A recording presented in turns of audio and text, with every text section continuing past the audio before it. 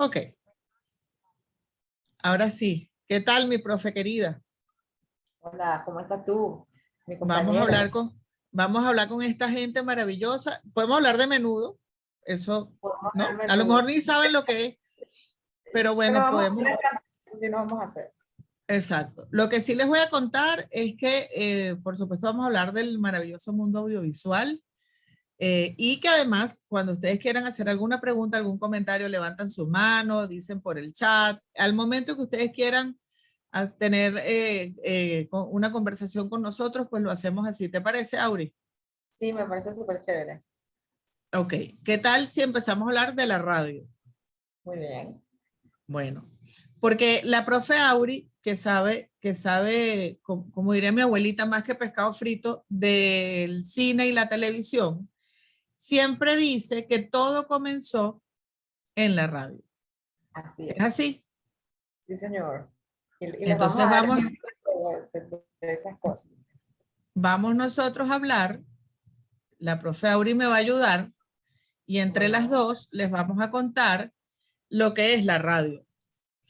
Yo nada más le voy a decir una cosa, en lugar de darles un concepto, la radio es, yo no sé qué, no sé qué, no sé qué, solamente les voy a decir que la radio es maravillosa, que la radio es eso que ustedes ven allí, deporte, música, información y todo lo que les puede ofrecer, que la radio siempre, siempre estará viva y que además es un medio mágico que juega con la imaginación de quien lo escucha. Les voy a contar un secreto y es que Julio Cortázar, que conocemos como el autor de Rayuela, dijo una vez que lo más importante del siglo XX fue asistir al nacimiento de la radio y a la muerte del boxeo. Les voy a contar por qué él dijo esto. Porque una de las cosas que más le gustó a la gente cuando comenzó la radio era la posibilidad de escuchar los eventos deportivos en vivo. Porque Auri sabía que había una pelea o sabía que había la serie mundial, pero tenían que esperar al día siguiente que el periódico les dijera cuál fue el resultado. Sin embargo, para Julio Cortázar, el nacimiento de la radio fue la posibilidad de escuchar la pelea mundial de Luis Ángel Firpo, que además perdió, por eso él dice la muerte del boxeo, perdió el título mundial frente a, ya les voy a decir quién, Jack Dempsey. Entonces, claro, él dice que lo más importante, esto fue una entrevista, él lo dijo en una entrevista, cuando le preguntaron qué fue para él lo más importante del siglo XX, o qué era lo más importante del siglo XX, él contestó asistir al nacimiento de la radio y a la muerte del boxeo. Entonces la radio llega a la gente a invadir sus casas, a poner un mueble maravilloso en la mitad de la sala y a llevarle a su casa toda la información, la música, el entretenimiento, las noticias. Entonces escuchaban las noticias en vivo y aquello era maravilloso poder tener de inmediato todo aquello. Entonces, bueno, lo primero que les voy a contar es que las características de la radio, en el primer lugar, la rapidez, que puede llegar a ser inmediato. O sea, yo puedo estar contando a través de la radio con un teléfono celular, que hoy en día los tenemos y es muy fácil tener acceso a ellos. Lo que está ocurriendo mientras yo lo estoy viviendo, lo estoy viendo como reportero. Y ustedes me dirán, bueno, pero las redes sociales también cuentan inmediatamente lo que está pasando o puedes publicar lo que está pasando. La diferencia es que la radio es un medio de comunicación y tú le puedes creer un poquito más a ese medio de comunicación que a cualquiera que de pronto ponga una noticia en la red social. Luego la economía, la radio tiene los costos más bajos de funcionamiento y es por eso que cuando nace, y ya vamos a hablar de eso, cuando nace el podcast nace a partir de la radio, de todo lo que hace la radio, del sonido. Entonces, porque precisamente eso, los costos de producción y de realización son los más bajos de cualquier medio de comunicación. Luego la cobertura, la radio tiene la posibilidad de llegar a todo un país, incluso la posibilidad de llegar a los lugares más escondidos con una repetidora y pues la persona lo escucha con un radiecito de pila que apenas lo carga encima. Una de las historias que siempre cuento cuando llego a este punto es la historia de la tragedia de Vargas. Cuando ocurrió lamentablemente la tragedia de Vargas, el medio de comunicación por excelencia y que se ocupó no de dar la noticia, sino de ayudar a los damnificados fue la radio. Porque en muchos lugares de Vargas, yo diría en todo el estado, pero bueno, no quiero no quiero generalizar, no había luz, no había electricidad. Entonces la gente se iba a los carros a escuchar la radio y a saber cuáles eran los puntos de encuentro para el rescate, o si de pronto no sabía de algún familiar, nosotros en la radio, digo nosotros porque lo viví como periodista, leíamos las listas de personas que llegaban a estos centros de acopio, a estos centros de refugio, y mira, mi familiar está aquí, o esta persona que conozco está en tal parte, en tal colegio. Muchos colegios abrieron. Si no conocen la historia, de pronto ni siquiera habían nacido, yo los invito a que la lean, porque es una historia que es nuestra y de verdad, pues, no fue hace tanto, aunque en tiempo suene mucho, no fue hace tanto que nos ocurrió. Y allí la protagonista fue la radio.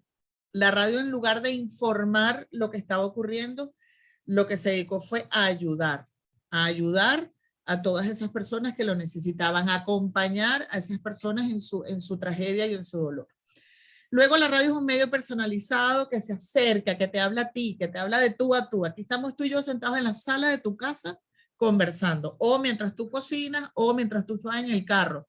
No vas solo, vas conmigo, vas con la radio, y tú y yo vamos a conversar. Tanto así que los oyentes muchas veces sienten a estos locutores como alguien de la familia, o como algún amigo que le está echando un cuento. Eso es lo bonito de la radio.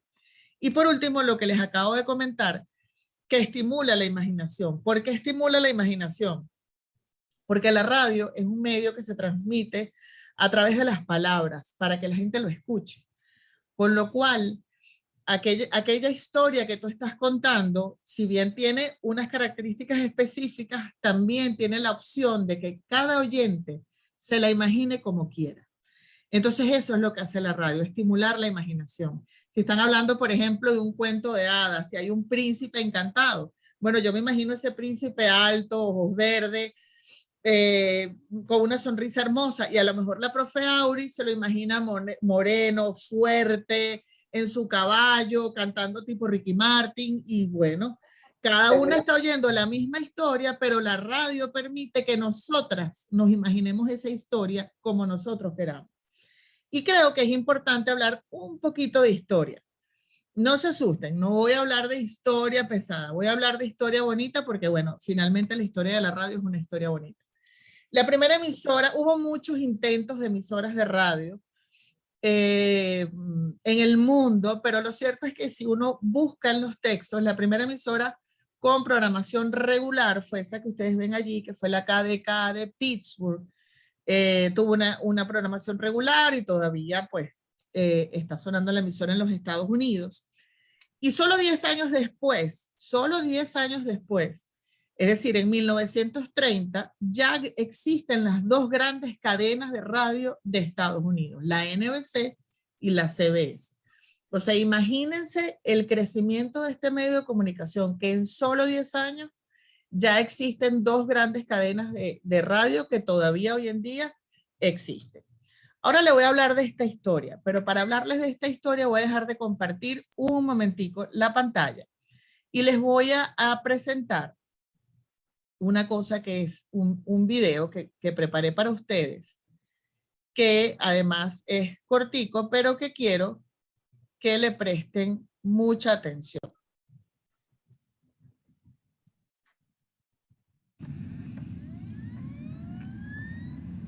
There they go. Giant arm raised. Green flash. They sprang us with flames. 2,000 feet. Engines are giving out. No chance to release bombs. Only one thing left. Drop on them, plane and all.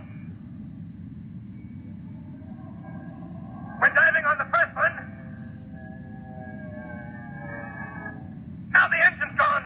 Hey! Bueno, esto que les acabo de presentar es La Guerra de los Mundos de Orson Welles. Esto es, ya vamos a compartir donde estábamos antes. Estaba aquí. Listo. La Guerra de los Mundos de Orson Welles es un programa que se transmite. A ver, La Guerra de los Mundos es un libro que escribe H.G. Wells, ¿sí? Entonces Orson Welles, que es este señor que ustedes ven aquí con las manos levantadas, ustedes se dan cuenta que hay un gentío, esos son las personas que hacen los efectos de sonido, que hacían la música, todo era en vivo, absolutamente todo era en vivo. Entonces él llevaba todos los domingos a las 8 de la noche un programa que se llamaba The Mercury Theater. Y allí él presentaba ciertas obras que tomaba de famosas, libros, historias y tal, y las convertía en un radioteatro. Las transmitía. Bueno, el 30 de octubre de 1938, ellos van a transmitir La Guerra de los Mundos basada en el libro de H.G. Wells. Entonces, ¿qué ocurre? Él hace varias cosas. En primer lugar, la adaptación que él hace y el narrador de esta película, ¿viste, Aurelia? Iba a decir esta película. Sí. De este radioteatro, es una persona que se muestra muy agitada y que se presenta como un periodista. Es decir, se supone que es un periodista que está narrando lo que está ocurriendo. ¿Qué pasó esa noche? La gente no estaba escuchando este programa, sino estaba en otro programa que en otras estaciones, y la verdad es que el rating era muy bajo. Sin embargo, a cierta hora de la noche, la gente haciendo zapping se consigue con esta transmisión, y lo que va a escuchar es a un periodista muy agitado, que es el que ustedes acaban de escuchar en el audio que les puse, ese es el audio original, contando cómo unos marcianos invaden New Jersey. Entonces, ¿qué pasa aquí?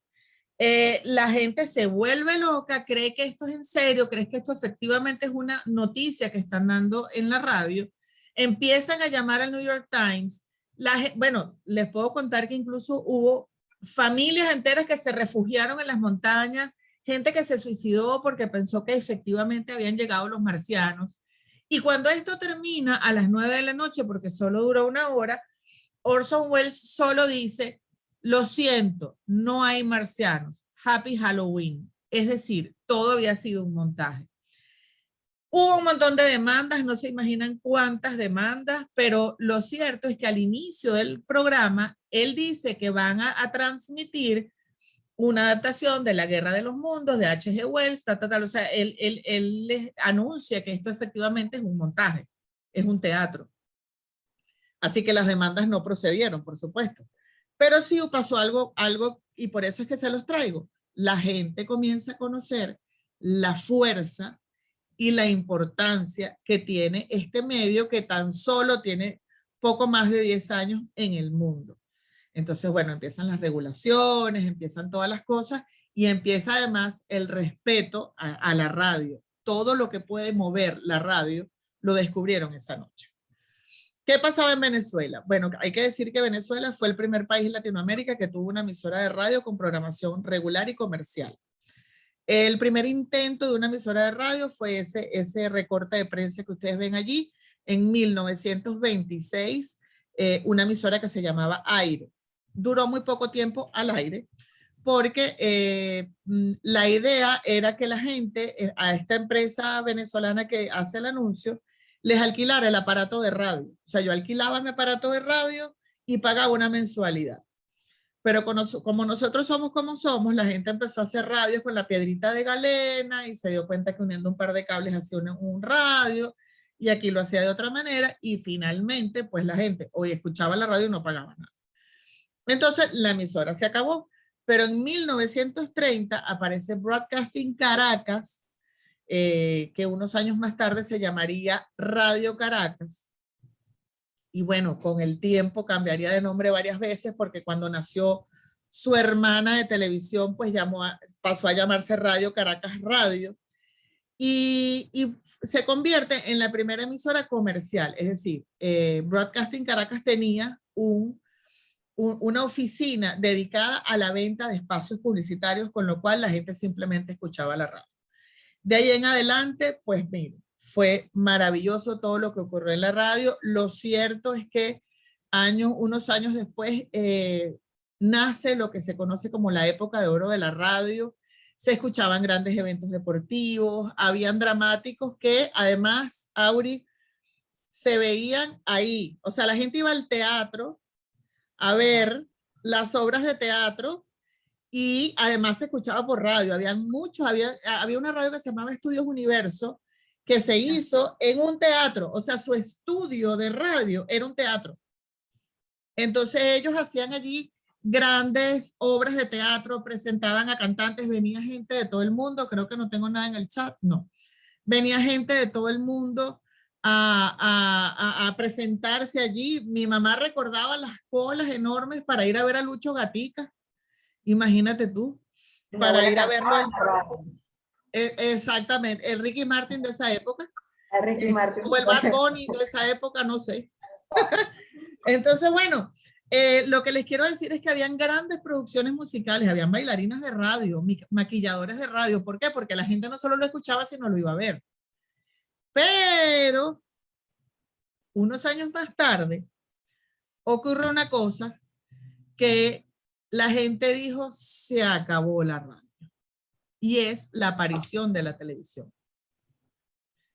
Cónchale, y ahora todos estos hermosos programas y bailarinas y novelas y todo se muda a la televisión. ¿Y ahora qué hacemos con la radio? ¿Cómo queda la radio? Bueno, la radio es tan maravillosa, mis queridos niños, y por eso es que les estoy contando estas historias. La radio es tan súper increíble que se convirtió aquel mueble enorme que teníamos en la sala de la casa, que se sustituye por el mueble de la televisión. Ese mueble enorme se convierte en un radiecito chiquitico, porque nace el radio de transistor, lo que hace que la radio yo la pueda cargar encima.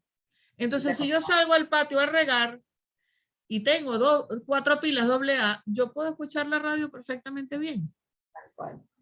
Entonces, ahí la radio se convierte en compañía. La radio se reinventa y se convierte en compañía. Se convierte en alguien que está conmigo todo el tiempo. Algunos años más tarde, la radio se segmenta. ¿Y esto qué es? En un momento la radio fue de todo para todos. O sea, había de todo para infantil, para las señoras, para los señores, el deporte, que les gusta todo, todo. Ahí todo el mundo podía escuchar una emisora de radio. Cuando la radio se convierte en una radio segmentada, o la segmentación de la radio, esto supone que una emisora de radio tiene de todo para algunos. Entonces, nacen las radios juveniles, nacen las radios para adulto contemporáneo, que para los viejitos, pues. Pero bueno, adulto contemporáneo, nace la radio para adultos jóvenes. Y aquí hay un segundo audio que yo quiero compartir con ustedes. Y que vamos a ver si se escucha. Ustedes me ayudan y me dicen si se escucha. Ok. Ya lo voy a compartir. Y es, Auri se va a acordar. Y César también. Lo que pasa es que él se va a hacer loco. Pero César también se va a acordar. Es el jingle, es decir, la promoción de una emisora de radio que es esta misma Broadcasting Caracas, que en un momento fue la primera emisora de radio comercial y que si nosotros estudiamos la historia de Radio Caracas Radio, es la historia de la radio en Venezuela. Entonces esta emisora se convierte en la primera emisora dedicada a los jóvenes y este era su jingle. 750 dinámica, mejor música, más música, menos comerciales, dinámica.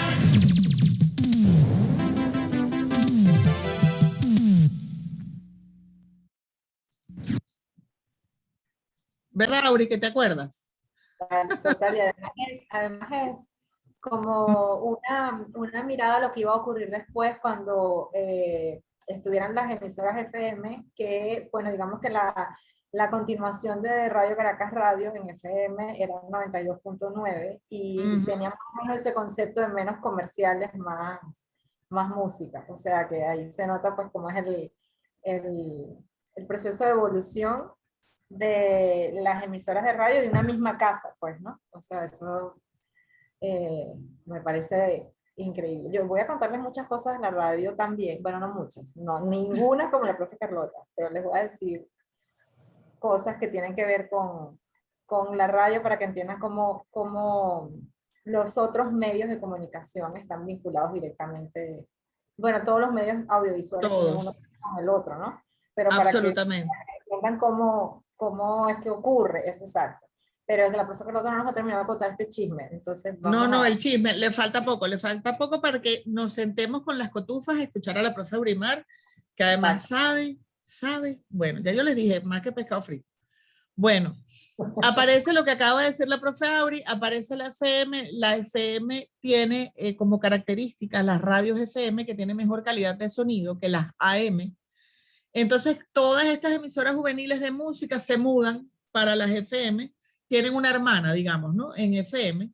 En el caso de Caracas 750, que así era como se llamaba, o así fue el nombre que le pusieron a esta emisora juvenil, Caracas 750, su hermana es 92.9 y efectivamente se presenta como una emisora también juvenil, de joven, muy joven, porque ellos, su público meta eran los adolescentes, a diferencia de la Mega, que su público meta eran los jóvenes, los adultos jóvenes o jóvenes adultos, no sé cómo ellos le dicen, que son los jóvenes más grandecitos, pues, más hacia la universidad.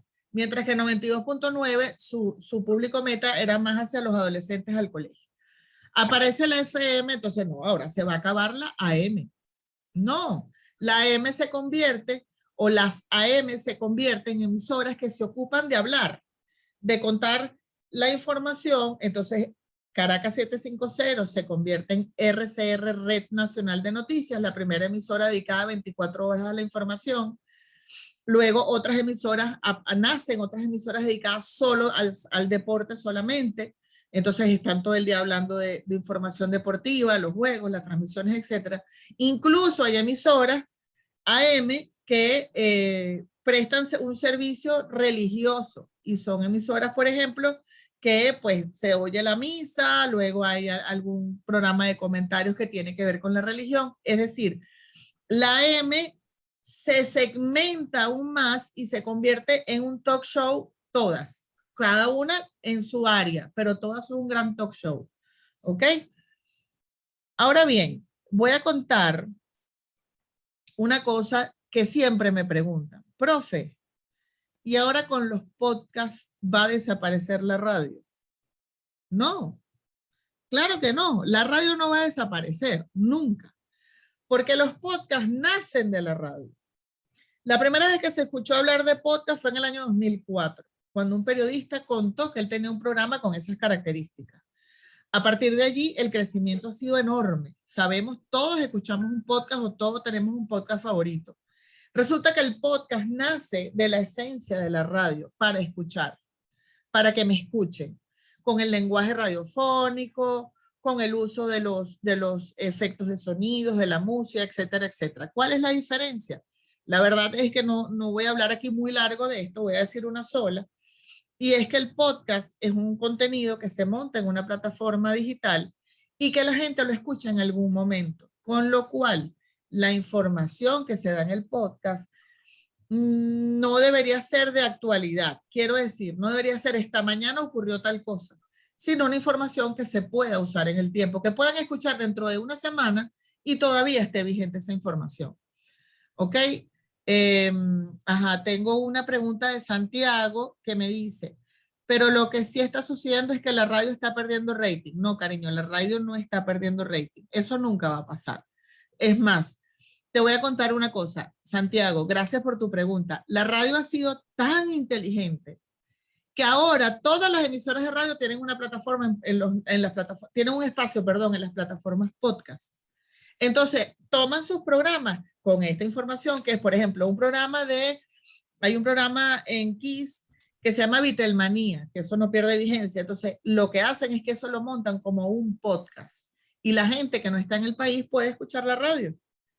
O lo puede escuchar, bueno, si tengo la radio en vivo 24 horas, a lo mejor no me queda grabado tal entrevista que yo quería escuchar, no, pero ese segmento de entrevista lo montan como un podcast. Es decir, se están aliando los medios. La radio está echando mano del podcast y eso no hace que pierda rating. La radio sigue teniendo rating, la gente sigue escuchando radio, porque son dos medios distintos. Son dos medios hermanos, pero son dos medios distintos. Por eso es que no va a perder. Nunca va a perder rating. Jamás. Luis, y menos, dime. No sé, Luis, él tiene la mano levantada, no sé qué pregunta tiene. Ajá, Luis. Yo no sé si tengo que darle, o él puede quitar su audio y se oye su micrófono. Sí, él puede hacerlo. Yo creo que sí. Listo, Luis, te escucho. Buenas tardes, profe, ¿cómo está? Bien, cariño, ¿y tú? Muy bien, está muy interesante la clase. Pero yo, ahorita, específicamente que mencionaron el podcast, yo tengo una duda a Ajá. nivel, o sea, digamos, en comparación, sin verlo del lado negativo de las comparaciones. Pero es que yo me he dado cuenta que por lo menos en lo que es los medios como la radio o la televisión, a diferencia de, digamos, plataformas de podcast, plataformas como YouTube, digamos, estas nuevas tendencias, vamos a llamarlo así, Ujú. que tienen, digamos, algunas libertades que nunca he entendido por qué la televisión o la radio nunca han tenido. Por ejemplo, temas de, vamos a ponerlo así en irreverencia, pues hay podcasts que yo escucho Ajá. o shows en los que, digamos, hay palabras, hay temáticas, expresiones, formas de abarcar los temas que, Ajá. cuando tengo entendido, siempre han sido, digamos, Ajá. limitadas o no han estado permitidas en los medios como la radio y la televisión. Porque hay esa diferencia y bueno, y sí, ¿por qué? Y que va más allá de eso en radio y televisión. Exacto, porque un podcast puede hablar de lo que sea y en radio o en televisión no. Esa es tu Y pregunta. también con el tiempo, ¿no? Porque obviamente al ser grabado no tienen la presión de, mira, los comerciales o, mira, cada minuto es dinero porque, lógicamente, estamos en vivo, ¿no? Claro. Bueno, Auri, dígame. Bueno, yo creo que tendríamos que partir hablando de la figura que regula las transmisiones en Venezuela, que es Conatel, ¿ok? Y ellos establecen una serie de parámetros que van a, digamos, diseñar el tipo de información que se puede transmitir en el medio. La buena noticia es que se supone que no tienen control sobre el contenido, pero sí control sobre el horario y el tipo de medio en el que va a ser transmitido ese contenido. Entonces, si estamos hablando de emisoras de radio o de canales de televisión que son de señal abierta, pues hay como ciertos parámetros para saber que un tipo de programa en específico va a salir al aire en un horario específico. Por eso que hablamos de la ley resorte, por ejemplo, que dice, bueno, es que este programa es horario infantil o este programa es horario todo público, ¿ok? Y el horario que tienen los programas, que además eso no ocurre solamente en la televisión, en la radio también, el horario del programa se corresponde con el tipo de información que se va a manejar allí. Por eso es que vemos que, por ejemplo, además también tiene que ver con el acceso que tienen los usuarios con respecto al medio. Porque si estamos hablando de televisión abierta y de emisoras de radio, pues como dice la profe Carlota, tú puedes simplemente colocarle las pilas a la radio y te vas la radio te va a acompañar a donde quiera que tú estés, pero no necesariamente eso va a ocurrir, a menos que ahora estemos hablando con la incorporación de los celulares y todo eso, cuando estamos refiriéndonos a que te tienes que meter en una plataforma para tú poder escuchar un programa o algo por el estilo. Entonces, digamos que esa limitación, por decirlo de alguna manera, es una consecuencia de la regulación que hay, que es de este organismo que les digo, que pues es el que se encarga de asegurarse de que la información que está saliendo en un momento determinado por la radio o por la televisión está de acuerdo, o sea, se corresponde con el tipo de público que debería o que podría estar viendo ese programa en un momento determinado. ¿Okay? Y eso no solamente aquí en Venezuela, eso pasa en Disculpen, Claro, la regulación, las leyes lo es todo, pues la ley regula estos medios de señal abierta y no así ocurre con los medios digitales, pues. claro, disculpen si la palabra, digamos, limitación sonó un poco fuerte. No quiero, digamos, que suene, digamos, mal. Solo que no encontré otra palabra, ya que no voy a mentir, yo crecí más con lo que es un podcast o algo más, digamos, en lo que es la red, ¿no? En internet. Pero no por eso, por decir limitación, quisiera, ¿cómo se llama? Quitarle el mérito a la radio y la televisión, que durante la carrera me he dado cuenta que va mucho más allá de lo que uno a simple vista puede imaginar o ver viendo un programa. Claro, quizás la palabra no es limitación, sino regulación. Exacto. No sabía cuál era el término, porque... No, está bien, perfecto, buenísimo. Buenísima tu pregunta.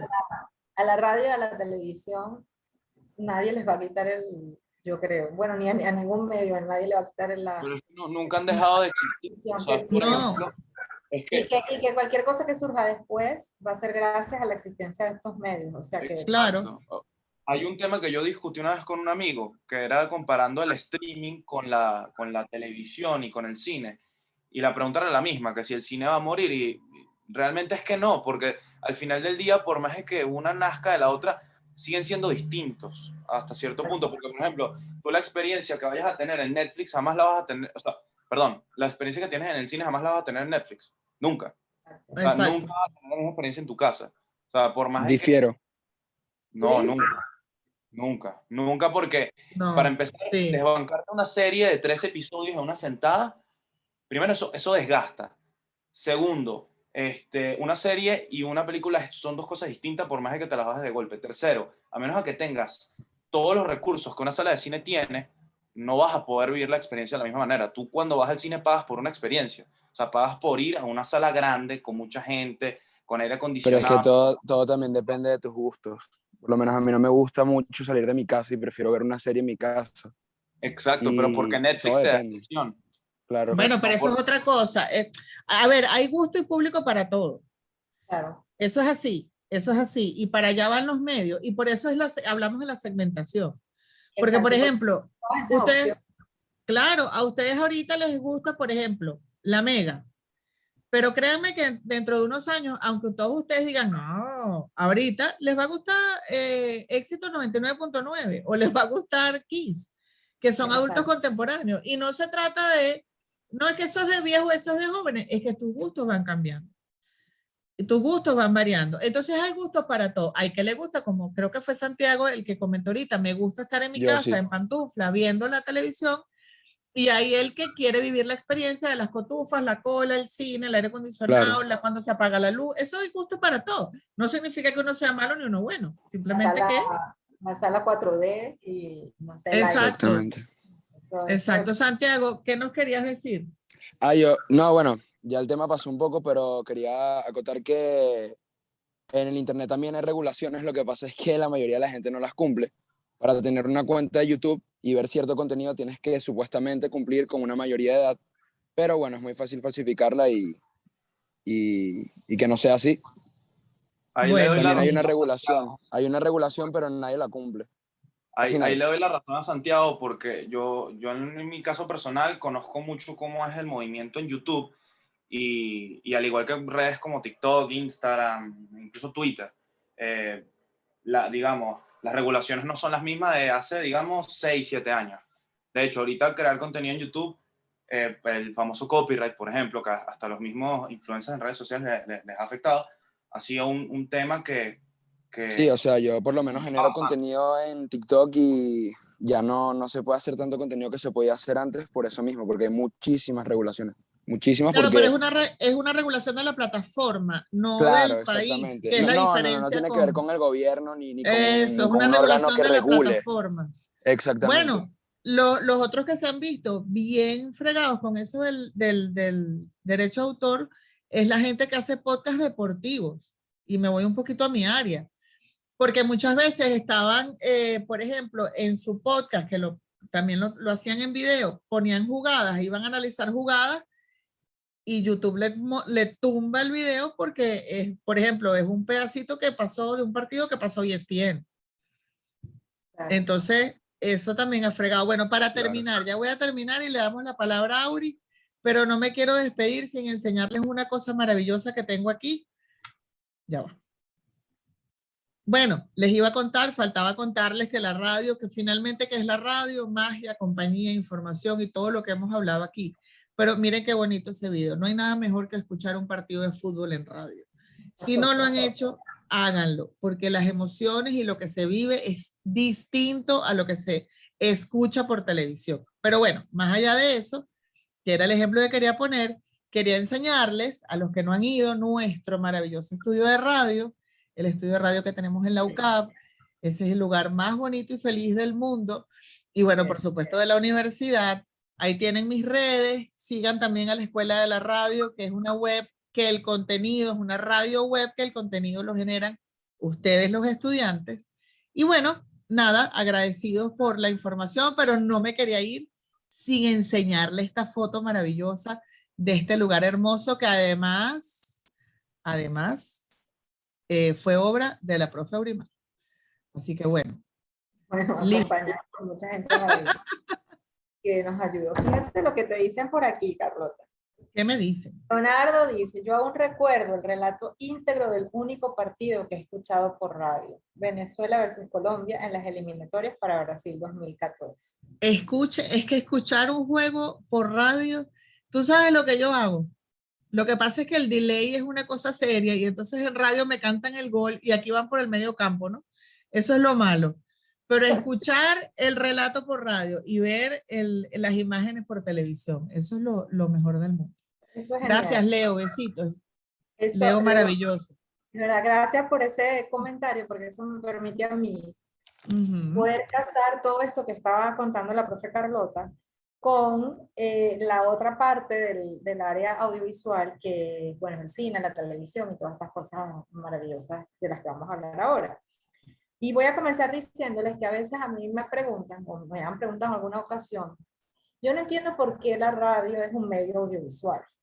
¿Cómo que no entiendes por qué la radio es un medio audiovisual? No, bueno, porque yo estoy escuchando, pero yo no estoy viendo nada, entonces es audio, pero no visual. Y eso me lleva a mí a contarles una cosa que seguramente van a estudiar un poquito más adelante en los semestres que siguen, que tiene que ver con la creación de las imágenes. Y no nos podemos confundir y pensar que las imágenes son únicamente visuales, ¿ok? Porque hay imágenes sonoras tanto como imágenes visuales. Y la radio es un medio audiovisual, porque en efecto tú estás utilizando el sonido para poder comunicar una información o echar el cuento que tú necesites contar o poner una canción, etcétera, etcétera. Pero lo cierto es, y creo que es una de las cosas más hermosas que tiene la radio, y me parece que siento que es un medio muy noble por muchas razones, pero creo que además la importancia es que tiene una característica que la hace única, y es que es capaz de crear imágenes visuales. Lo que te están contando, el sonido, te está permitiendo recrear cosas. O para decirlo de alguna manera, imagínense que, como decía Carlota, que está haciendo posible que tú pongas o explotes la imaginación, porque tú te puedes imaginar, tú puedes ver, cerrar los ojos y ver eso que te están contando. Eso no es más que la creación en tu cabeza de imágenes visuales. Y esas imágenes visuales las estás creando gracias a la presencia del sonido. ¿Ok? Entonces tú no estás viendo nada, pero tú te puedes imaginar eso que te están contando. Por eso es que uno no puede decir que la radio es un medio audio y ya, no, es un medio audiovisual. Y eso me permite a mí pasar a entonces hablarles de los otros medios que la gente dice, es que es pura imagen. Bueno, o sea, piensen en el cine siempre con el concepto, o la televisión, con el concepto de la imagen. Pero como les decía, ok, que seguramente se está refiriendo a la imagen visual, pero son audiovisuales, porque digamos es como la versión contraria a lo que les acabo de decir de la radio. La radio utiliza el audio para crear imágenes visuales, pero el cine en algún momento utilizó la imagen para crear imágenes sonoras. Esto es porque, bueno, cuando el cine comenzó, teníamos esta cosa maravillosa que era el cine mudo, ¿verdad? Y no había forma de que la gente escuchara lo que estaba viendo. Tenía que imaginárselo. Entonces, ¿qué pasaba? Que en muchas películas se interrumpía la película para presentarte un inserto, que eran estos intertítulos donde te ponían el diálogo de ese personaje. Entonces, ese diálogo de ese personaje tú no lo estás escuchando, lo estás leyendo, es decir, lo estás viendo. Y sin embargo, tú te puedes imaginar la voz de este actor que te está diciendo lo que sea. Tú te puedes imaginar la voz de Chaplin, ¿ok? Y si está metido en un tren o en una locomotora, tú puedes escuchar en tu cabeza, solamente viendo la imagen, cómo sería el sonido de eso que está ocurriendo. O si estás viendo una película, de las primeras películas del oeste, que son en blanco y negro y además de cine mudo, están disparando estos señores, pero tú no estás escuchando el disparo. Y sin embargo, la imagen te permite recrear ese sonido que está ocurriendo allí.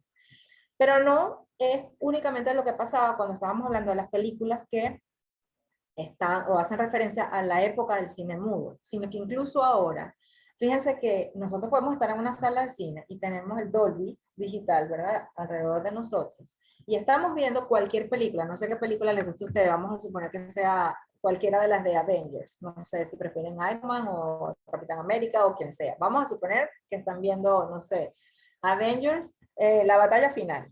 Y entonces ustedes están viendo a todos estos personajes maravillosos peleando, ¿verdad?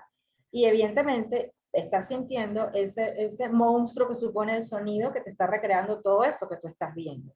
Pero es que en algún momento tú escuchas el sonido de un avión o de un helicóptero que tú sabes por la distribución de las cornetas que está ocurriendo al lado derecho. Tú estás escuchando eso, pero en la imagen no lo estás viendo. Pero tú como espectador, entonces gracias a esa recreación de la imagen sonora, puedes completar la visión de lo que te está mostrando el encuadre. Es decir, en el encuadre yo estoy viendo que están estos 5 personajes, pero estoy escuchando la voz de un 6º personaje, que no lo veo, pero que sé que está ahí, porque el sonido me lo está refiriendo. Entonces, esto se los cuento para que entendamos cómo es esta comunión que existe entre todos los medios. No es que, bueno, la radio va por su camino, la televisión va por su camino, el cine va por su camino, sino que un medio ha ayudado a completar al otro medio gracias a la inclusión del recurso principal que tiene uno con respecto al otro. ¿Ok? Les decía, cuando Carlota comenzó a hablarnos de esa historia maravillosa de la radio, nos decía, bueno, que la radio es como digamos, como la casa donde nacen muchas cosas en el audiovisual, y eso es una realidad absoluta. No existe la televisión si no existe la radio.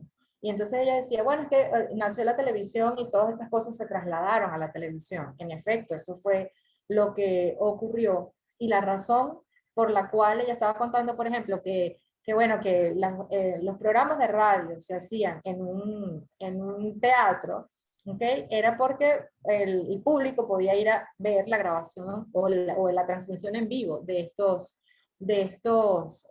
programas de radio. Entonces eso me lleva a contarles, por ejemplo, cómo es que surge la telenovela. La telenovela viene de la radionovela. Es decir, la televisión es la versión en imagen de lo que ocurría en la radio. Entonces, ¿qué pasa? Que comencemos por el principio. Eso es ahorita que nosotros trabajamos en televisión y podemos ir y grabar y después yo te paso el programa mañana. Pero antes no había forma de grabar, los programas salían en vivo. Entonces digamos que había que adoptar los métodos que había que buscarlos en algún lugar, y ese lugar era la radio. La radio estaba enseñando a la televisión cómo hacer las cosas, porque bueno, la radio sabía lo que era salir en vivo, pero la televisión estaban haciendo. Entonces ahora la televisión se tenía que agarrar de alguna parte para saber cómo hacía esto, ¿no? Entonces bueno, vamos a imitar la forma de funcionamiento que tiene la radio para nosotros poder ahora transmitir en vivo. Entonces ese traslado de que los programas de televisión al principio de la historia de la televisión se hacían en vivo es gracias a la existencia de la radio. Si no existe la radio, pues la televisión no sé cómo hubiera hecho en ese camino. Por supuesto, la televisión también tiene que ver con el cine, hereda del cine el tratamiento de la imagen. ¿Okay? Y si vamos a hablar de cine, no podemos decir que el cine nació así porque sí y ya, sino que el cine viene de la fotografía, ¿okay? Entre otras cosas. O sea, yo no sé si ustedes han escuchado esta frase maravillosa que dicen acerca del cine, y que es algo así como el cine es la sumatoria de todas las artes, ¿no? Entonces, todo el tratamiento de la fotografía, que es como la mamá del cine, ¿ok? En realidad viene de la pintura, porque ahí es donde se entiende cómo es que se va a componer la imagen, cómo es que vamos a regular la entrada de luz o no para que se vea el cuadro de una manera o de la otra manera, cómo vamos a distribuir los objetos en el espacio para que se sienta estéticamente equilibrado lo que nosotros estamos viendo. Eso es tomado de la pintura. Cuando decimos, bueno, ¿qué más tiene que ver el cine con el resto de las artes? Bueno, con la literatura, por ejemplo. Nosotros estamos creando historias para ser contadas en imágenes, pero el armado de esa historia viene de la literatura. Tenemos a unos personajes que sufren unos conflictos en un escenario en particular, etcétera, etcétera, ¿no?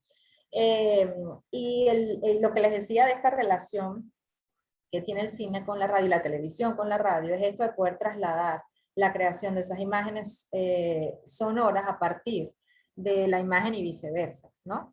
Entonces, todo esto se los cuento como una forma de invitarlos a que no separen y no crean que un medio audiovisual es más importante que otro o es más chévere que otro, porque cada uno está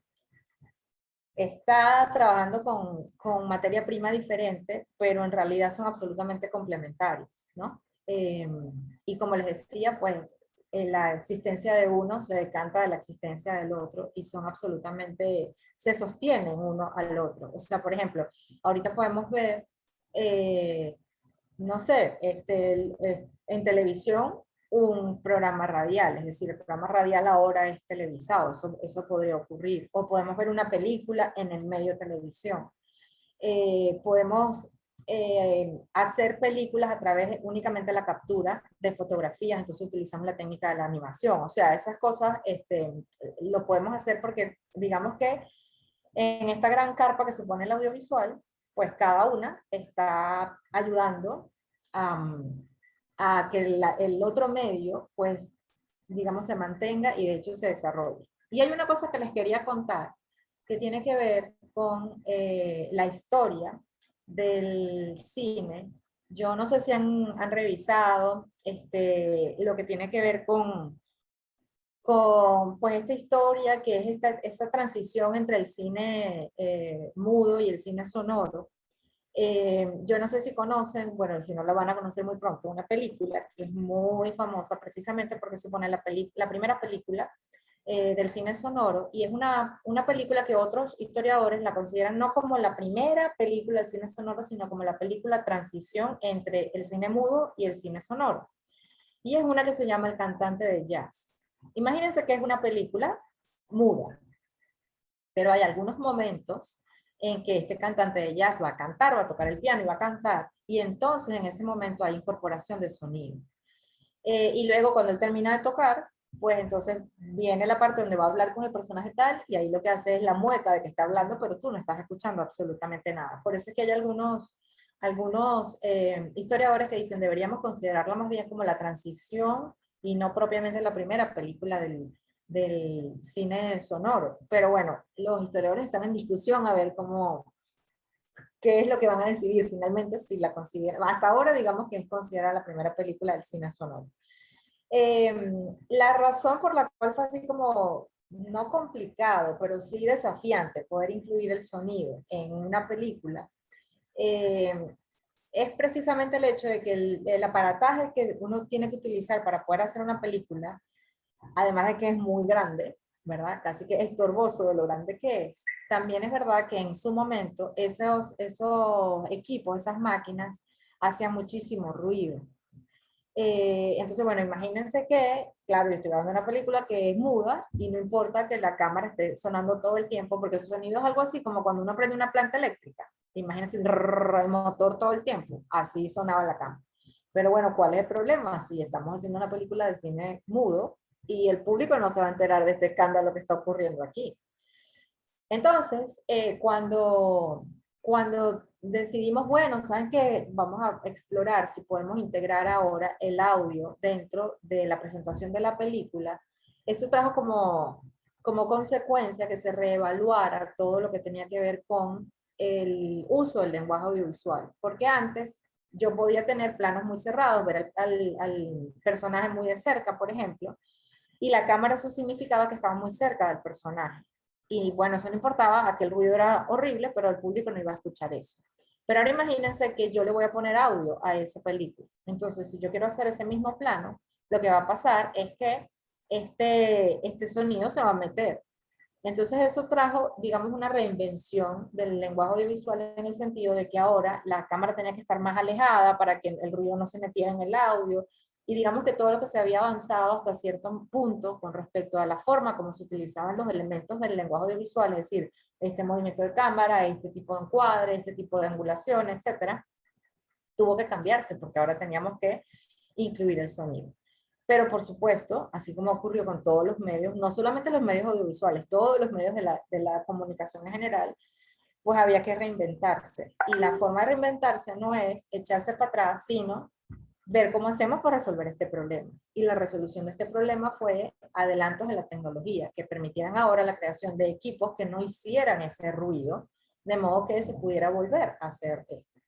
Esta película, El cantante de jazz, hay una parte que es como de los momentos más recordados de la historia del cine sonoro, porque como les decía, que esta película es como de la transición.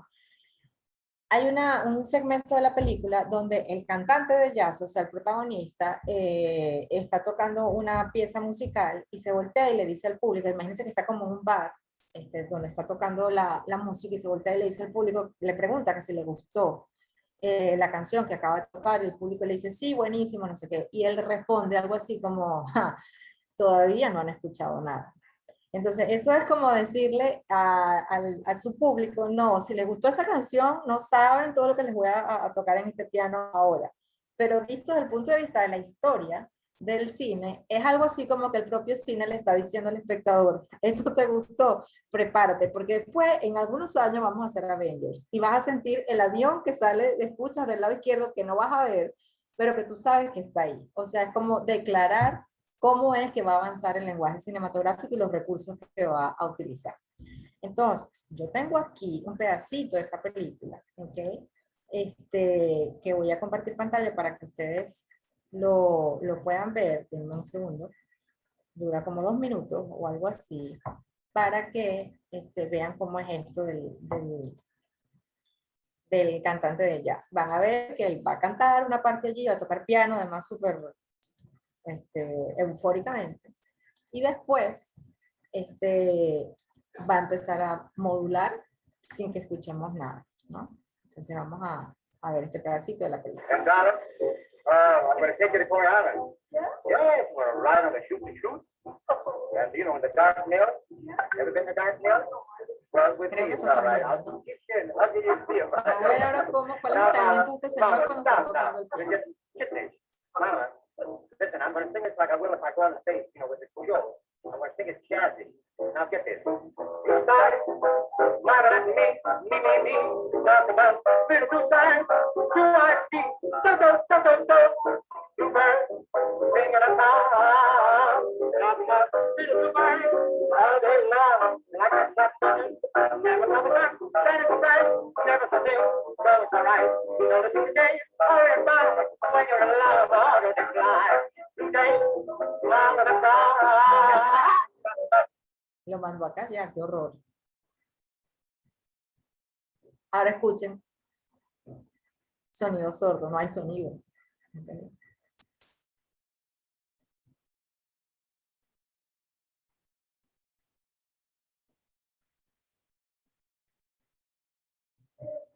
Y ahora entonces empieza a hablar el sonido nuevamente, pero ya como sonido incidental, o sea, como música incidental.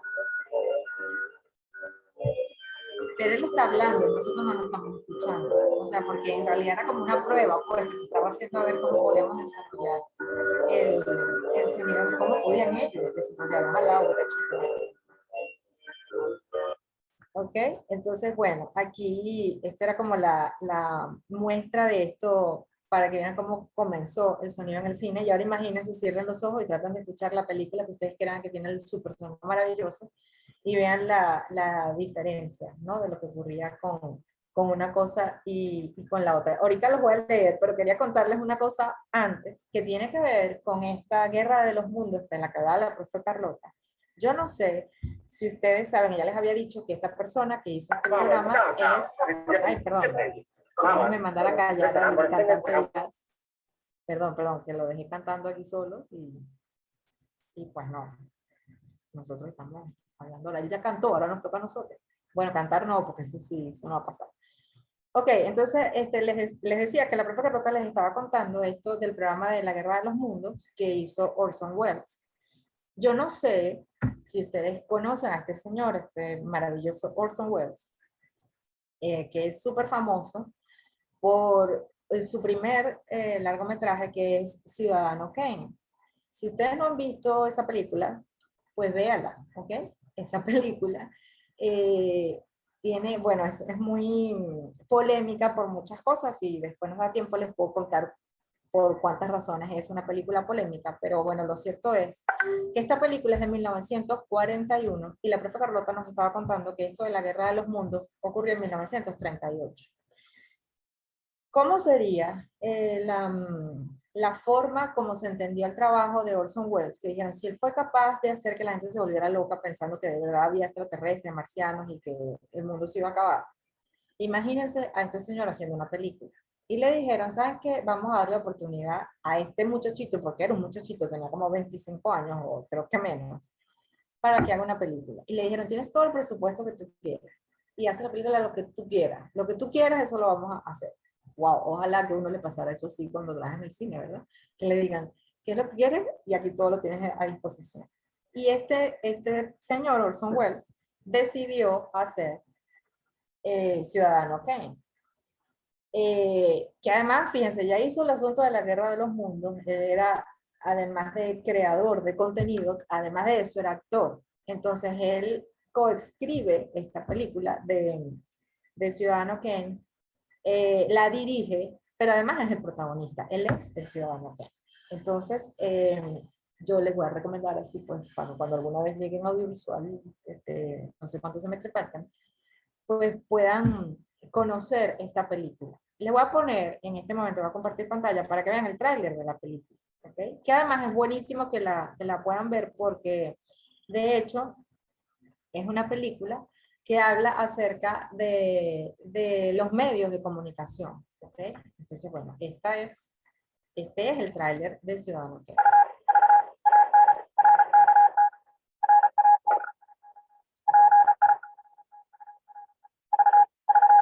Bueno, creo que está como detenido el video, le voy a volver a pasar un segundito, porque la persona que va a aparecer ahí, la primera persona que es la boca, ese es Orson Welles.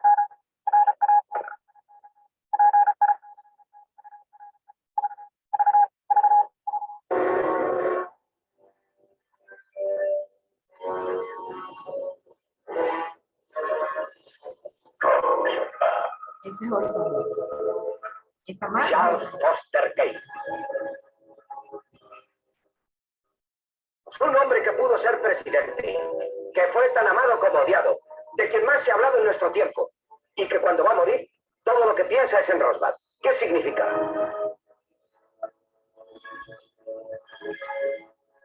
Los directores de la biblioteca Thatcher me encargan que vuelva a recordar las posiciones bajo las cuales se le autoriza examinar las memorias inéditas del señor Thatcher. Lo recuerdo. Se hará exactamente lo que le he dicho al señor Thatcher. Me divierte trabajar para que la gente decente de esta comarca no resulte robada por una pandilla de piratas. No sabes lo que dices. Contra los que no tienen quien los defienda. Habíamos pensado que si averiguásemos lo que quiso decir con sus últimas palabras al morir. De ahora en adelante vivirás con el señor Thatcher. Vas a ser muy rico. Solo una cosa me llama la atención. El New York Inquirer. ¡Tienes que quererme! ¿Te atreves a acompañarme? Algún día conseguiré que el Inquirer sea tan importante para Nueva York como el gas de esta.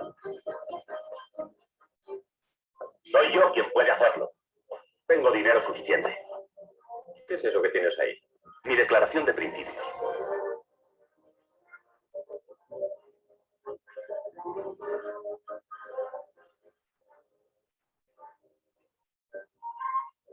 Si no se me puede considerar amigo suyo, es que no tuvo ninguno. No era solo dinero lo que quería. Tengo la impresión de que va a llegar a ser algo muy importante.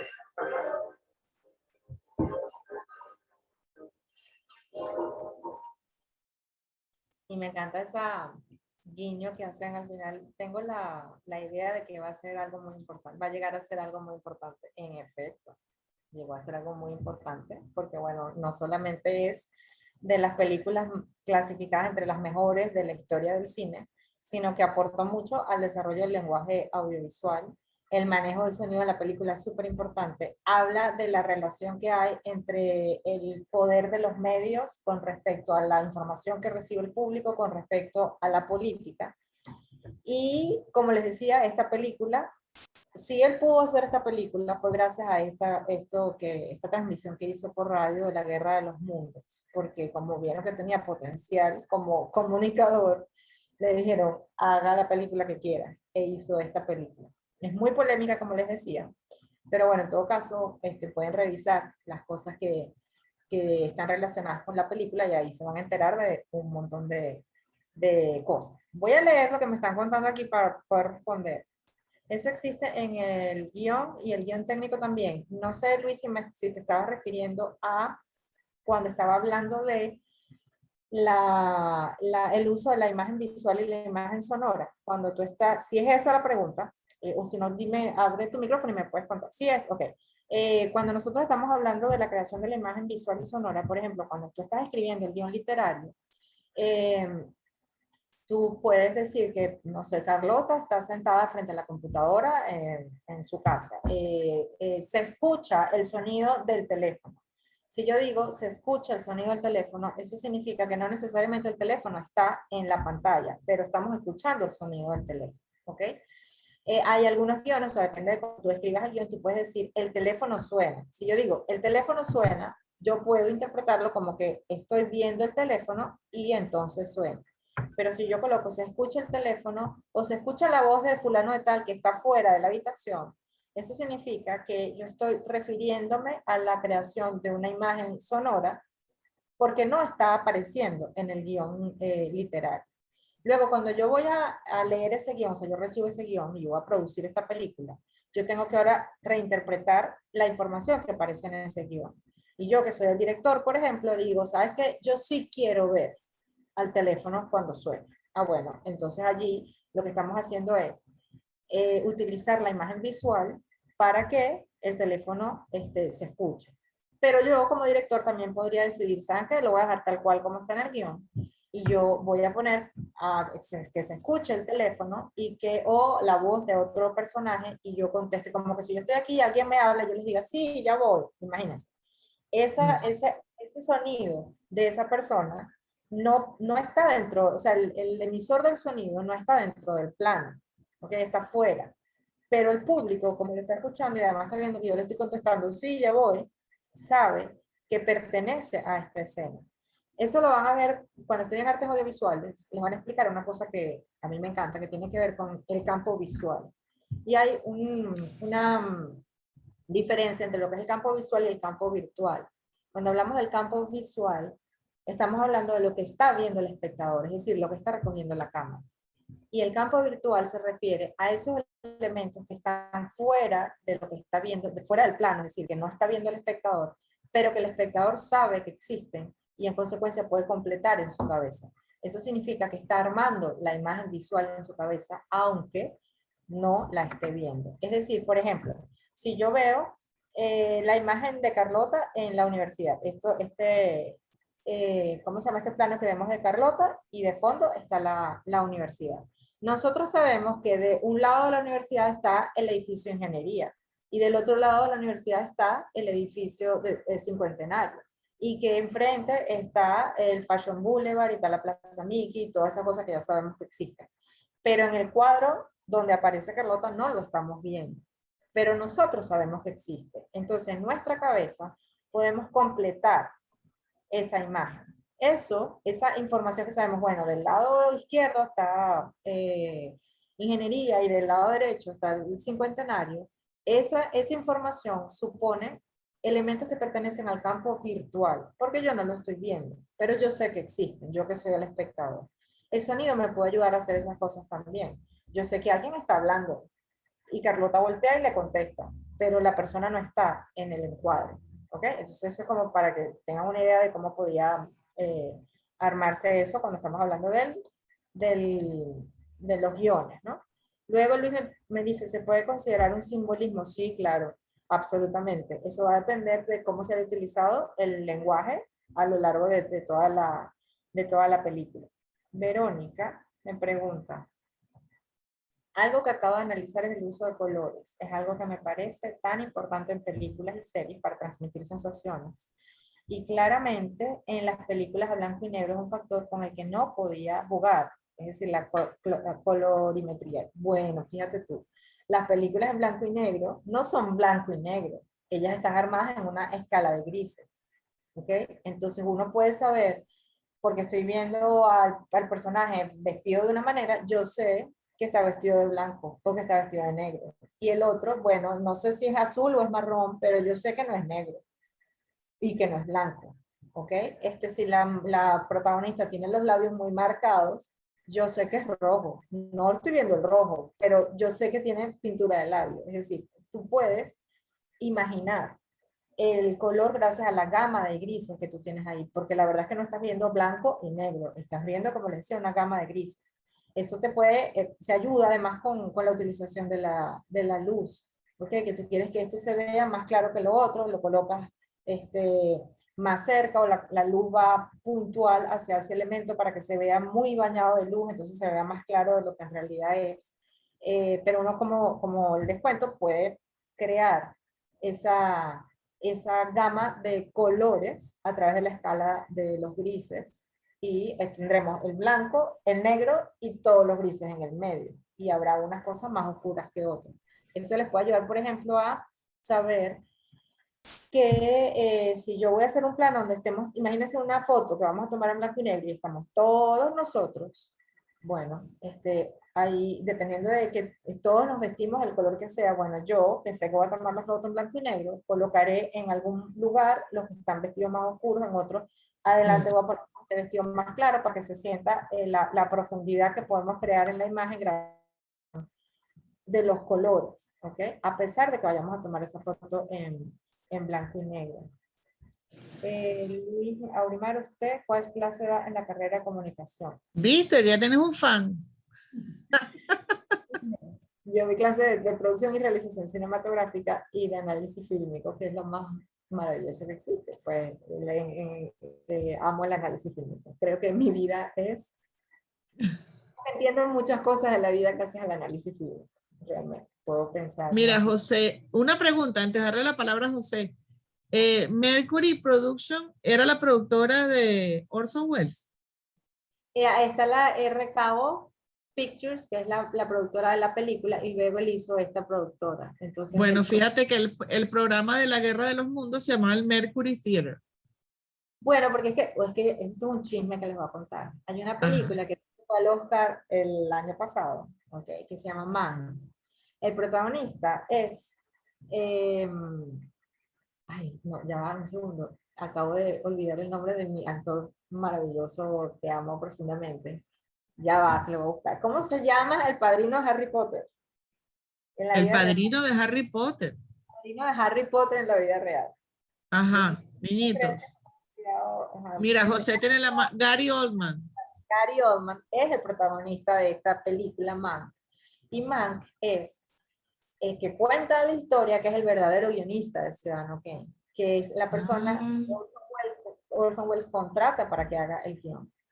Y la película Mank lo que trata es, porque es Mankiewicz el apellido, pero tengo que decir Mank de cariño, cuenta cómo fue esa contratación que le hizo Orson Welles para que hiciera esta película y cómo luego, y del tiempo que tuvo para poder escribirla, y cómo luego Orson Welles no le dio el crédito completo de que él era el guionista y ya, sino que él se tituló como guionista también, y además que este es el único Oscar que gana la película, mejor guión. ¿Okay? Ah, imagínate. Pero entonces son chismes, pues, pero como yo no estaba ahí, yo de verdad no sé si Orson Welles escribió alguna cosa de esa, eso no lo sé. Mira, Ajá. José tiene la mano levantada. José. La película se llama Mank. Escríbeselas aquí en el chat para que ellos sepan. José, cuéntame. Ajá, José. Tienes que desactivar el audio, no sé. No sé cómo hacer. José. No sé. José. José, no sé. Déjame ver si desactivando yo, ¿no? Creo que No. José, no sé.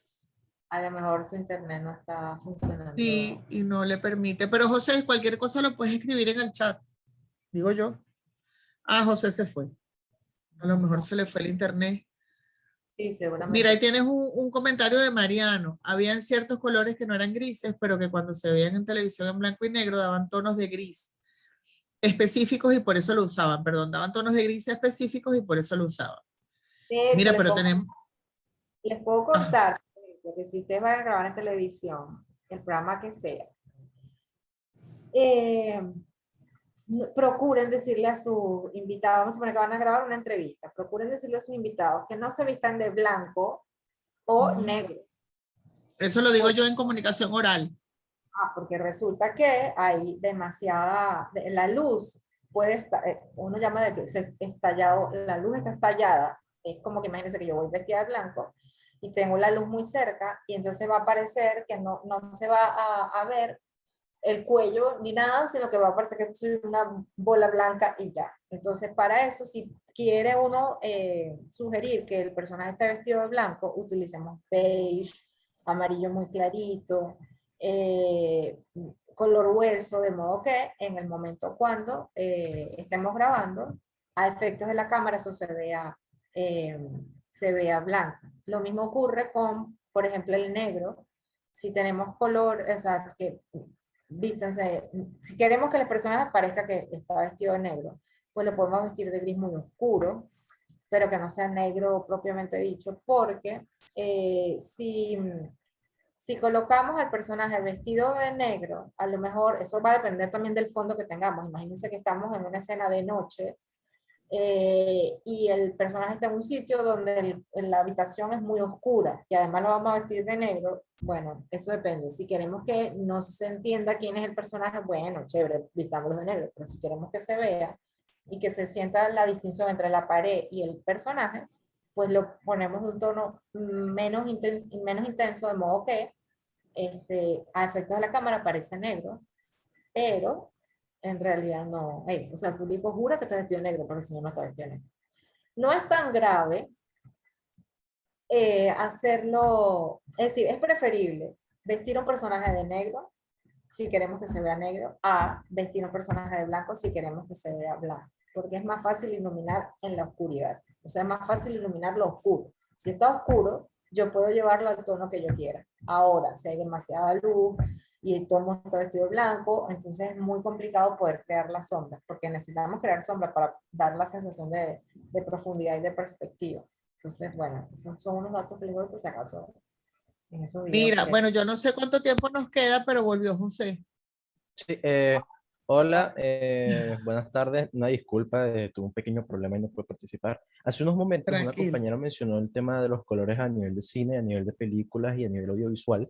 Y yo lo consideré más que nada, no por el lado de mostrar, simplemente darle un poco más de vida al cine, sino porque al menos hay un director que, por ejemplo, ha hecho la clásica serie de Breaking Bad, ha hecho la bueno, podrías llamar precuela, que es Better Call Saul, que también está en Netflix, es Vince Gilligan.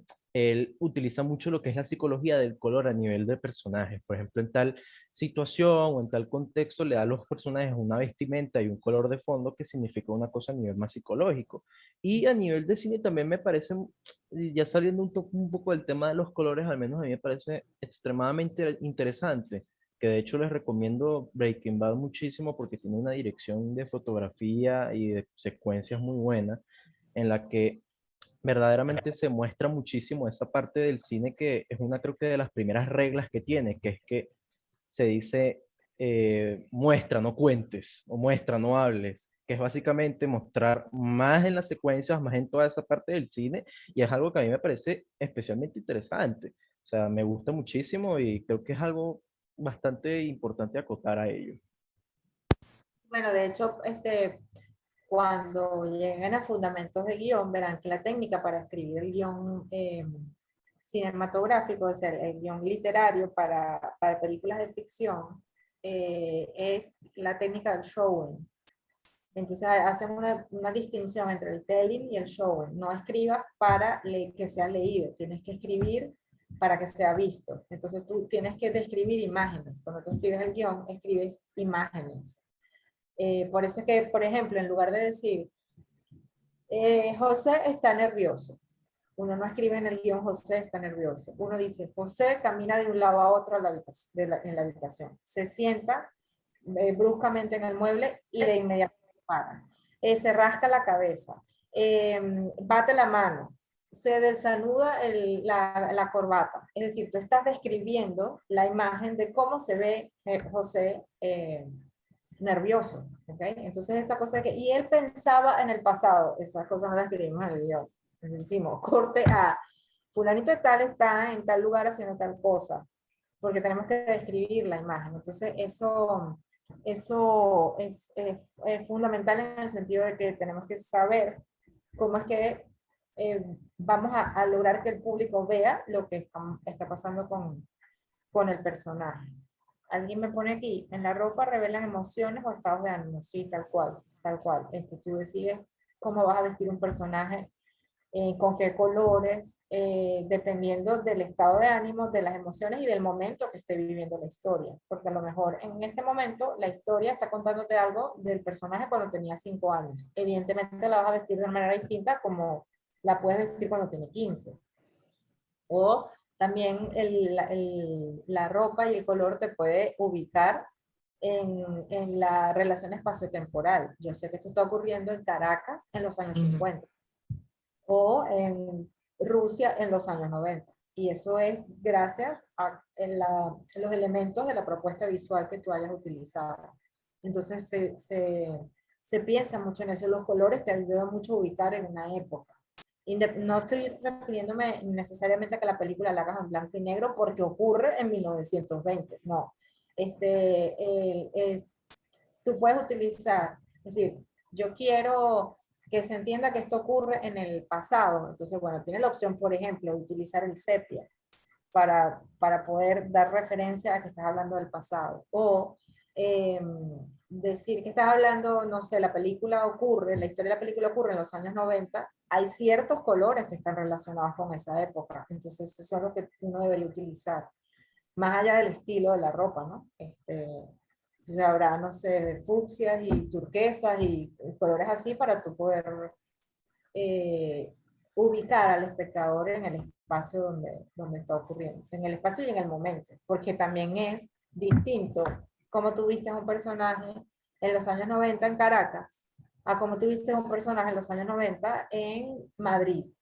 Son dos cosas diferentes, ¿no? Porque además tendríamos que pensar, bueno, y además es febrero, hará calor, hará frío, entonces dependiendo de eso se va a vestir de una manera o de otra. Eso te ayuda a contar muchas cosas que no tienes que decir, sino que la imagen, ¿sabes? Esa cosa que dicen, la imagen vale más que 1000 palabras. Bueno, eso hay momentos que es súper aplicable a esto. Que, bueno, que yo veo al personaje y yo sé que vive en un sitio donde hace frío, que estamos en febrero, que está triste o no, y que además es joven, y que seguramente le gusta tal cosa, solamente por verle la ropa al personaje, ¿no? Y evidentemente otros elementos que deberíamos considerar. Pero bueno, así uno va creando el universo de lo que quiere contar en la historia.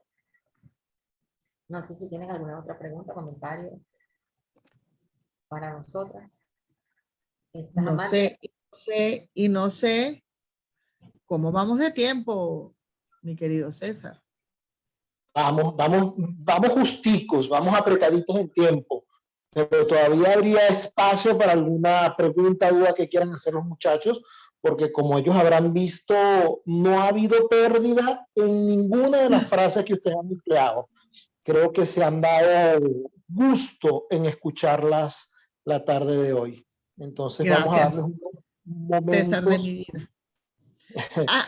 Alguien tenía la mano levantada, ¿sabes? Y yo la tenía aquí, creo que era una muchacha pendiente después. Mira, Verónica. Ahí está Verónica.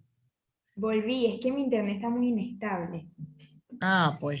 No, era referente a lo que había dicho José y lo que justamente escribí en el chat, que es la psicología del color. Justamente la semana pasada había terminado una serie que jugaron mucho con esto, porque la serie transcurría en 3 años diferentes, en el 95, en el 94 y en el 93.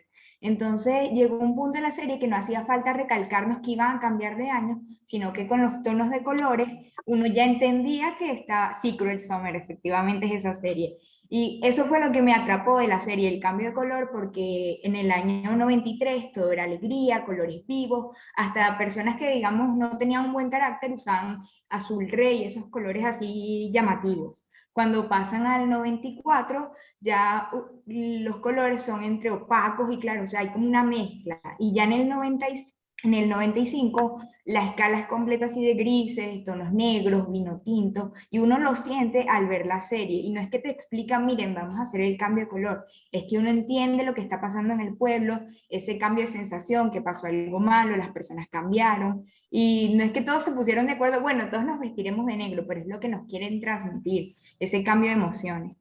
Tal cual, porque la idea, o sea, la tarea es no tener que explicarle al espectador nada y que entienda todo, ¿no? Entonces no le tengo que decir, no tiene que haber un corte y salga alguien diciéndole, por cierto, ahorita vamos a cambiar la luz para que entiendas tal cosa. Eso no pasa.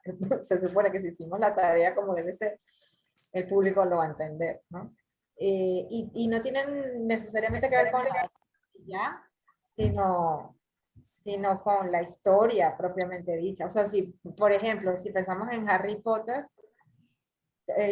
piensen en Harry Potter 1 y la última. O sea, de la 1 a la 8, y vean cómo cambia el color. Y no solamente el color, sino el uso de la iluminación, la textura de la película. La primera es muy brillante, en el sentido de que es mucho más, como si fuera más nítida. En cambio, la última es mucho más granosa. Le dicen en el cine que se siente como el grano de la película ahí, aunque la hayan grabado en digital. Y el uso de las sombras, por ejemplo, los propios colores del vestuario, pero de la ambientación en general. O sea, incluso si no aparece ningún personaje y es de día, pues la atmósfera que se crea es otra cosa, ¿no? Gracias a esa conjunción mágica, maravillosa que hay entre la luz y el color y todo lo que supone la ambientación de la película, ¿no? Y el momento que está viviendo cada uno. Porque si recuerdan, por ejemplo, cuando regresan a la casa donde nació Harry, ahí el color es otra cosa, porque es que están volviendo a ese momento. Entonces, psicológicamente están devolviendo al personaje a ese momento, cuando él era un bebé y todo lo demás, ¿no? Entonces, hasta el logo de Warner cambia, exactamente, tal cual, tal cual. La densidad de la música, incluso a veces el ritmo de algunas de las piezas de la música de la película. Y eso es, por ponerles un ejemplo, hay un montón de películas que, bueno, todas las películas se valen de todos los recursos para hacer esas cosas. Y a mí me parece una cosa maravillosa. Hay una cosa que les voy a decir que no tiene que ver necesariamente con el cine, yo creo que está relacionado con todos los medios audiovisuales. Y aprovechando que están en primer semestre, esto es un consejito nada más, la profesora Lota me va a apoyar en esto. Intenten o aprendan a trabajar en equipo. Esto es muy importante. Importante. Porque lo que se hace en audiovisual son trabajos colectivos. Por ejemplo, una película es una obra de creación colectiva. No es una única persona que lo está haciendo. Hay un grupo de personas que lo está haciendo. E incluso si la gente puede pensar, bueno, a lo mejor el programa de radio lo puedo hacer yo solo. Ok, sí, pero también es verdad que habrá otras ocasiones que vas a necesitar el productor y está el operador de la cabina y además estás tú. Y, o sea, no es que eres tú contra el mundo. O sea, hay gente que está apoyando tu trabajo. Entonces, bueno. Sí, yo creo que la mayoría de los trabajos que suponen piezas o sea, que se hacen piezas audiovisuales, es un trabajo en grupo. Y eso hay que aprenderlo a hacer. No es fácil, pero hay que aprenderlo a hacer. Tienen tarea. Tienen una tarea, aprender a trabajar en grupo. Bueno, chicas, muchísimas gracias por esta tarde que nos han regalado. Yo creo que los muchachos se van con este abreboca y este es el mundo que los y las espera en esta carrera de comunicación social, estas cosas maravillosas que, si ustedes se dan cuenta, les están enseñando a hacer cosas. De entrada les van dando pistas para que ustedes sean los artistas y los creadores de historias, de mundos posibles. Esta ha sido la charla del fascinante mundo audiovisual y yo le agradezco enormemente a Carlota por su apoyo, le agradezco enormemente a Aurimar por su apoyo para que ustedes se enamoren cada día más de la carrera que escogieron. Vean ustedes la pasión que tienen ellas dos por su área de vocación, por su área profesional, por su área de amor. Y bueno, nosotros quedaremos emocionados porque creemos que ustedes también se van a enamorar y se van a apasionar pensando en el mundo que van a poder crear, que en el mundo que van a poder construir. No quisiéramos cerrar sin también agradecerle a los muchachos que hoy han puesto su granito de arena con sus preguntas, con sus intervenciones, con lo que han escrito en el chat. Muchísimas gracias. Les recuerdo que para el 1 de diciembre es nuestra charla sobre otra de las áreas de la comunicación social que desarrollamos en la escuela, que es el periodismo. También fascinante. Muchísimas gracias, Carlota. Muchísimas gracias, Aurimar. Chao, gracias. Muchísimas gracias, muchachos y muchachas. Que les vaya muy bien. Gracias, gracias.